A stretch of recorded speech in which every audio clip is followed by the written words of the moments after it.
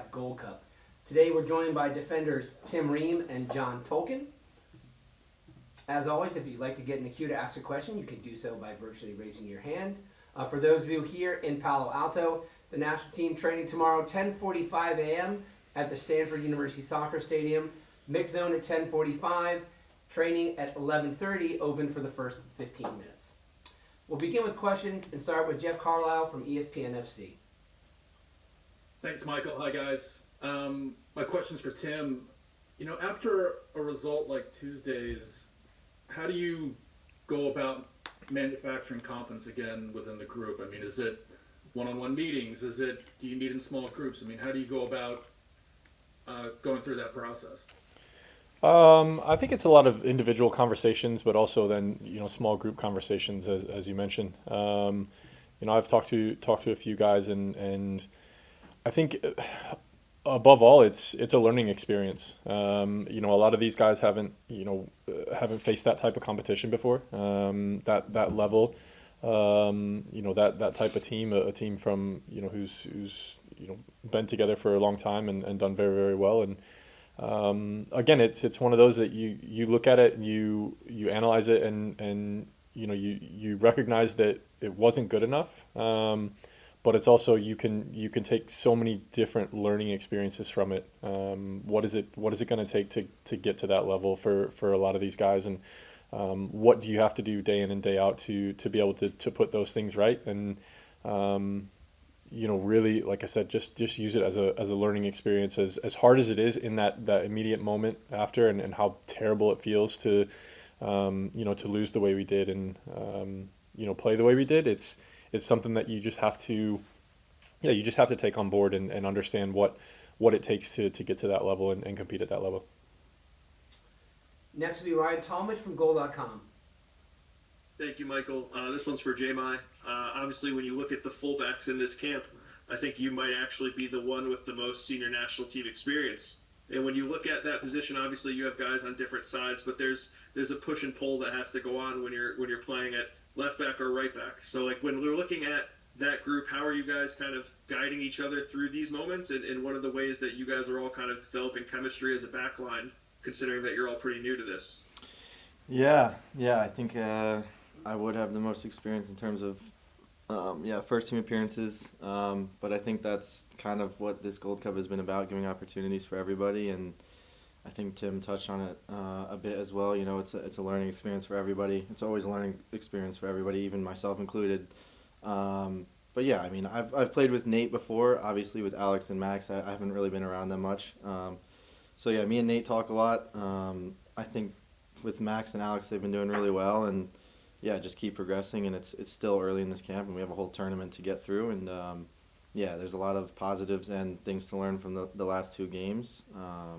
So yeah, it's just about building, and I think the biggest thing is not beating ourselves up too much. We know obviously we're very disappointed, and we know it's not good enough, and it's not the standard we want to be playing at. But the second you start getting too negative and kind of self-defeating yourself, I think things can go very south. So yeah, we still have to look for these three group stage games and kind of develop together and build momentum, and it's on our home soil, so we want to bring that trophy home.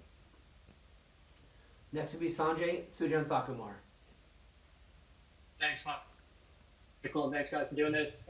One for each of you. Tim, we haven't seen a left-footed left back really establish himself as Jedi's backup or push him for minutes, obviously.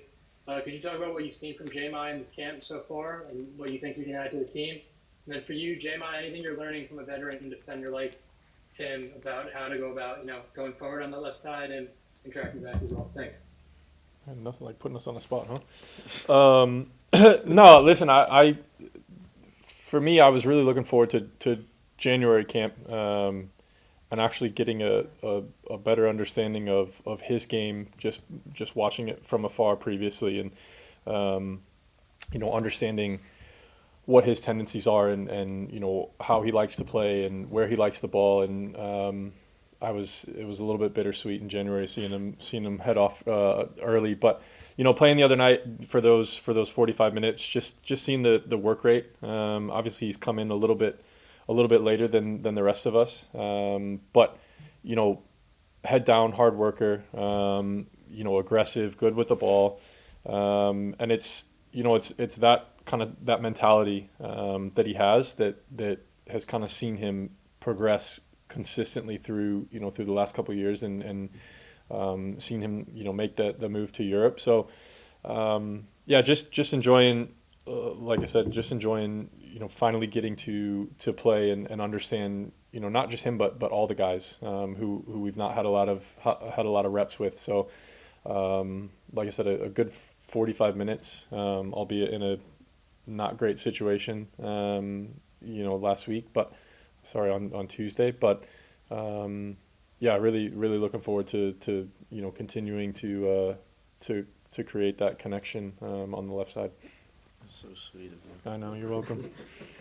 No, for me, over the years I've played with, I think, experienced guys, maybe less experienced guys, and the biggest thing I felt was just the presence and experience of Tim and the constant communication and organization, and I think you saw some of that in the second half just overall with the team and our shape and all that sort of stuff. But also I love playing next to a lefty. I feel like there's a intangible connection always. Maybe it's just me. But yeah, and then there's always that Red Bull connection too. So yeah, I think there's a lot of intangible things that are cool and work for me and give me a good feeling playing next to Tim. And I think just overall all the experience he has is really helping me a lot. And I also, like I said, being left-footed, I think we both kind of understand the tendencies of a left-footed player and where we want to pop up and stuff like that. So we'll see how it keeps developing, and I'm excited, and it's been a good start so far. We'll go to Mike Whitala from Soccer America. Thanks. John, can you talk a little bit about your experience in Germany with Holstein Kiel? Maybe what you enjoyed about Germany, what you learned, the challenges of playing in the Bundesliga, and then how your role with the national team might be similar or different than what you had at Holstein Kiel. Yeah, it was really great. Obviously, the way the season ended is not what I had anticipated, but I knew that going there in the first place, in my eyes, it was I wanted to get over there and really give it everything I had and try it out. The soccer player in me would be really disappointed if I didn't go for it, and I stayed in New York and was comfortable and whatnot. So the overall play over there is a high level, and I thought our team in particular, we created a lot and we scored a lot of goals, but we just conceded too many, and I think there was a little bit of inexperience. It was obviously their first year in the Bundesliga, so I think that comes with more experience. Maybe you can retain class retention. Is that the word? Yeah. Overall it was really great. The culture shift, I kind of adjusted pretty quickly, and it was awesome. And then in terms of if you compare the national team to Kiel, I think at Kiel towards the end of the season I almost dropped into, I don't want to say a back three, but I was dropping a lot lower to receive the ball and kind of find solutions to build out. I think so far here, I think it's been a little bit more advanced up the field. So I don't mind doing either. I really like both. I don't have really a preference or anything, and I'm willing to do whatever. Next is Charlie Bone from MLSsoccer.com. All right, guys, thanks for speaking today. I have one for each of you. John, if you could follow on from what you just said, I was wondering if you could give us a little bit of a taste of what the cultural off-field life has been for you in Germany, how you're experiencing that, and whether you think you'll stay or want to stay in that culture, or whether you could be, anywhere across Europe come fall. And then, Tim, with your experience, I wanted to ask if you could kind of contextualize this moment. I'm sure you guys have seen there's a lot of concern. I think the nature of that first half the other night has freaked a lot of fans and pundits out. So how does this moment compare to the previous experiences, or maybe highs or lows you've experienced in and around the national team, and how do you sort of get it going in the right direction, and what would your message be? You can go for it. The German culture is interesting. I think the strangest thing for me was when I after a few months of being there, when you walk into the morning to see your teammates, you kind of just say, hey, what's up? But I would always walk in and say, hey, what's up? Like, how you doing? And I remember one of my teammates was like, why the hell are you asking me how I'm doing? Like, we don't care. So for me, this is like a weird thing for me. I usually always say that to everybody, and I was like, dang, like I do care, but I won't ask you that anymore. So I don't want to say like Germans are cold, but that was just new for me. I think maybe they're more reserved and yeah, keep to themselves more, but that's okay. Yeah, in terms of just the football culture, though, it's incredible. I think our situation, like I said, was unique. We needed to win, get points every single week, week in and week out. So that grind and pressure was certainly, yeah, a step above what I had experienced in MLS. And yeah, I really enjoyed it. I really enjoyed the club, the guys. Yeah, we'll see what the future holds. Obviously, I would love to be playing at the highest level possible. It has to be the right place and yeah, the right team. But yeah, we'll see what happens. All right. I think John, J-Mi said it earlier, it's one of those things that, and I've seen it so many times in my career as you know, it's, you don't play and go through a career without having so many ups and downs and negative moments and negative words and people saying this and people saying that and opinions left, right, center coming at you from, forward, behind. And I think that the overarching message for us is like, this is our group right now. This is who we have to rely on. This is, each one of us has to have each other's back. And we all have to stick together. Anything that's being said outside is it's cliche, but it's noise. There's nothing we can do about what people say. There will always, no matter whether you play the greatest game of your life or the worst game of your life, there will be opinions on each of them, and people will have opinions. Someone will say, oh, he's played amazing, and another person can say, oh, he had a 1 out of 10, right? And it could be the same exact game, and it's everybody's looking at different things. And I think that, like I said, the biggest message is for us, we have to stick together. What happened. These things they happen in this game.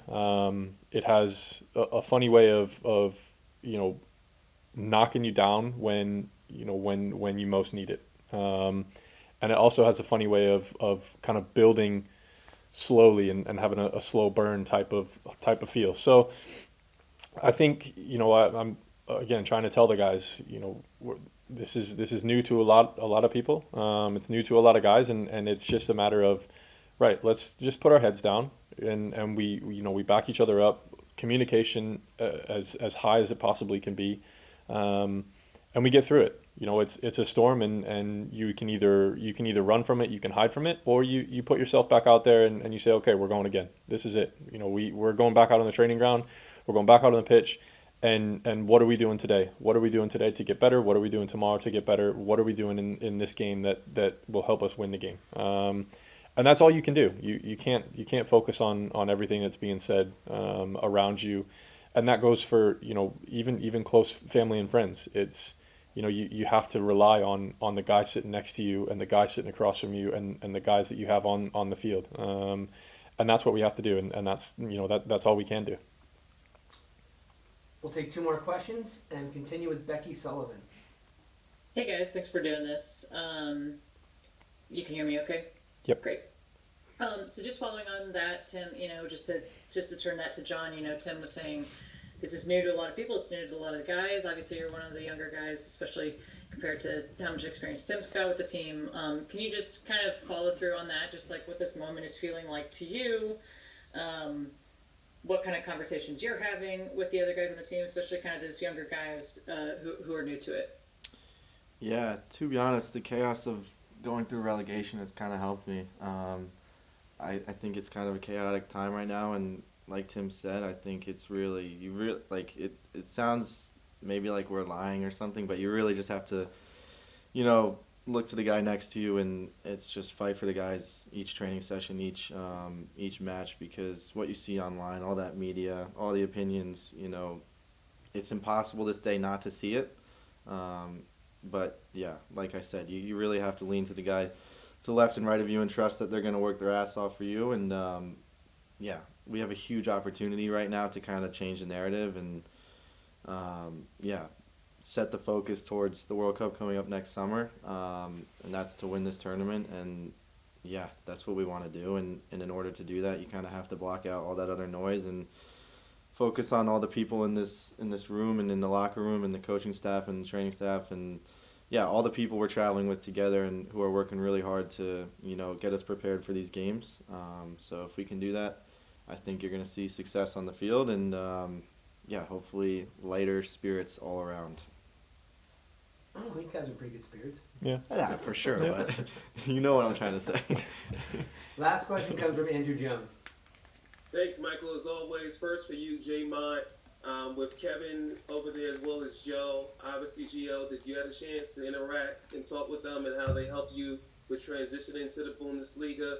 And for you, Tim, with the Club World Cup going on at the same time, FIFA at least mandated that the players participating with their clubs couldn't play as in the Gold Cup. Do you feel that FIFA has been a little bit weird with this Club World Cup, not taking precedent over an actual regional competition from one of the federations? So for you first, J-Mo.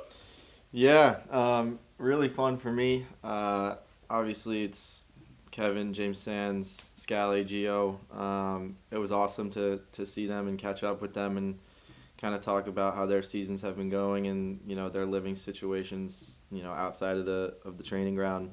And yeah, it's I think for all of us still a learning experience, and we kind of collaborate and compare and what we don't like, what we do like, that sort of thing. I think it's very different in general to America. So there's a lot of things we can laugh about together, and yeah, so it was really cool when I got to see Gio for the last game of the season, which was nice. And yeah, I hadn't seen him in a few years, so we caught up. And yeah, overall it's just fun to see other Americans, and for me at least, James, Gio, and Joe, I grew up playing against those guys. So yeah, it was a little bit like New York, New Jersey to Germany, So yeah, overall really cool. Yeah, I mean, I think as players, we all realize that more and more games are being added to the calendar. So for them to mandate one way or the other is, is what it is, unfortunately, and not something that we can control. I think, as players, we always talk about, okay, what's under our control, right? And the things that we can control, okay, let's focus and worry about those. But listen, it would be nice to be able to say, okay, like we have all of our players available, and we don't have to worry about a separate competition that's a club competition, and we can focus on the Gold Cup as a group and like you said, a regional tournament, but we don't. So for us, it's like, okay, well, let's just focus on what we can, and let's focus on the group that we have. And there's much bigger players than I who are speaking out about the number of games and the level that a lot of the players are having to go to, and then the number of games that they're having to play in a calendar year. So we'll see what happens. But again, we're trying to focus on what we have in the room and in the locker room, and we'll go from there.